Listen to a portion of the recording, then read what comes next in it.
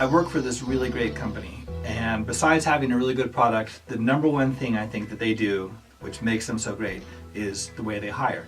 They hire really quality people, and then they take those people and they train them and they help them develop and become even greater employees and people in general. And one of those people, my coworker McCoy, today as I was on my way out of the office, stopped me and he asked me this question. He said, "Hey Sean, what's one thing I can do today for self-improvement?"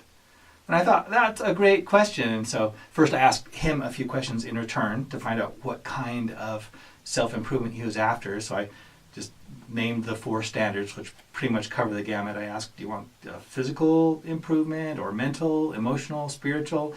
And he didn't really know. He didn't have a clear idea of what he wanted. He just wanted self-improvement. But that worked out great because the next thing that dawned on me was the correct answer. Seriously, if there's one answer I could give him, or you, or anybody who wants quick self-improvement, something you can do today, something that's easy and painless, something that is very effective, and something you're going to love, it would be this: Morning Pages. Morning Pages is a concept by Julia Cameron from the book The Artist's Way, which is designed largely to get your creative juices flowing, and it's a pretty good read. So if you're interested in that kind of thing, and that sparks your interest at all, I highly recommend it. And I've developed it a little bit more. Now, I first found out about Morning Pages deep down 10 miles from the highway in this slot canyon flowing into the south rim of the Grand Canyon. You've probably heard of it, Havasupai. It's got those fabulous waterfalls and those gorgeous blue pools you can swim in. It's just a wonderful place. And I went down there with my sister and my adorable cousin Sophie, and my sister's also adorable. I didn't mean to say not, and 2 of their cute friends. And every morning, I would see Sophie sitting in her hammock, stretched between a couple of trees there next to the river flowing by, and she was writing in this notebook. So on morning 2 or 3, I wandered over and I said, "Hey, Soph, are you writing to your boyfriend?" And she said, "Nope, I'm writing my Morning Pages." I was like, "Well, what's that?" So she explained it to me, and I thought it sounded great, and I read the book, and like I said, I'd make a few improvements. So what Julia suggests is just that every morning, you take a notebook and a pencil or a pen and you write for 3 pages. Now this idea is somewhat similar to Peter Elbow's free writing that he came up with in the early 70s. Just to break through your barriers, writing barriers, writer's block, when you're judging it, and you start writing some idea and you're like, oh, that's not good enough, and you just judge it and cut it off before it even has a chance. And so Morning Pages help just get the creative juices flowing, no judgment. This is not for a finished product, so it helps kind of break through. But what I suggested to McCoy, and what I suggest to you if you want easy, fast, effective, exciting self-improvement, is that you write about 2 things in particular. Number 1 is write about things that you are excited about.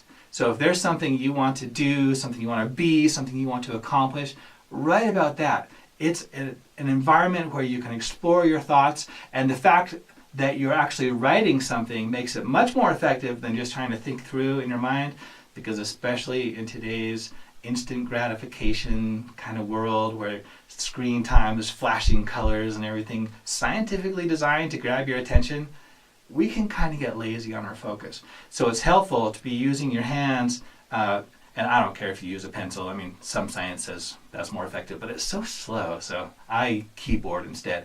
And the truth is, you don't even have to turn on your computer. You can just use that just to get your hands involved in your thinking, and it helps keep you on track. So what happens is you explore whatever it is you're excited about, and you detail it out, and you figure it out, and all the little pieces come together, and the whole plan comes together in your mind, and suddenly you're ready to take action. So that's a pretty cool thing. The second topic I would highly recommend that you write about is things that frighten you. If there's something that scares you, that violates your comfort zone, something you've got to face though, or you want to face, write about it. It is like a perfectly safe environment for you to explore these things, stretch your comfort zone without actually having to step outside of your comfort zone. What a great idea, right? And once you do that, eventually these things that once frightened you, the fear diminishes, becomes less and less, and you realize, I can handle that, it's not so bad.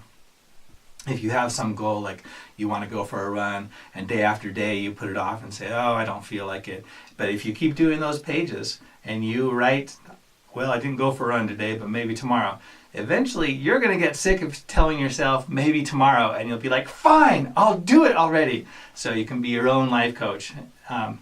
Anyway, so there it is. Pages, highly recommend it. Self-improvement, it's the only good way to live. Find some fun ways to do it because it makes your life better, happier, more successful, and that's what it's all about. Unless you prefer to suffer and waste your time.